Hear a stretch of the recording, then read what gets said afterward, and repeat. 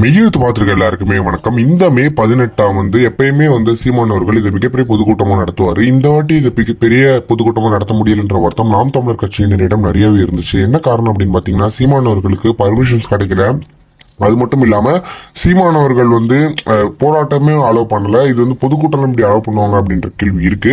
அவ்வளவு சீமானவர்கள் மேல இருக்கு.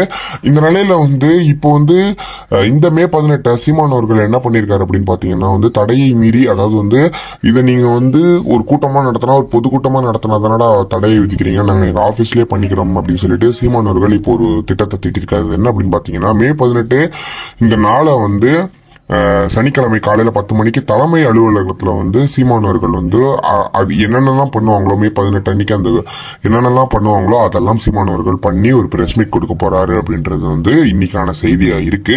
என்னதான் சீமானவர்களை தடுக்க நினைச்சாலும் எங்களுக்கு தேவையானது என்ன அப்படின்னு பாத்தீங்கன்னா, இந்த நாளை ஒரு பொதுக்கூட்டமா அறிவிச்சு இதை உலகம் முழுக்க கொண்டு போய் சேர்க்கணும். இதை நாங்க இதுக்கான ஒரு மூனிங்கை நாங்க பண்ணணும் அப்படின்றதுனாலதான் நாங்க இது இவ்வளவு வருஷமா பண்ணிட்டு இருக்கோம். அதேதான் இந்த மே 18 எல்லாருக்கும் தெரியணும். இந்த உலகம் இதை மறந்துடவே கூடாது இந்த நாள் அப்படின்ற ஒரே ஒரு காரணத்துக்காகத்தான் இவ்வளவு வருஷமாவும் இவ்வளவு நாட்களாகவும் இதை பண்ணிட்டு வந்துட்டு இருக்காங்க நாம் தமிழர் கட்சியினர். இது தொடர்ந்து பண்ணுவாங்க அப்படின்றதுல எந்த ஒரு மாற்றமே கிடையாது.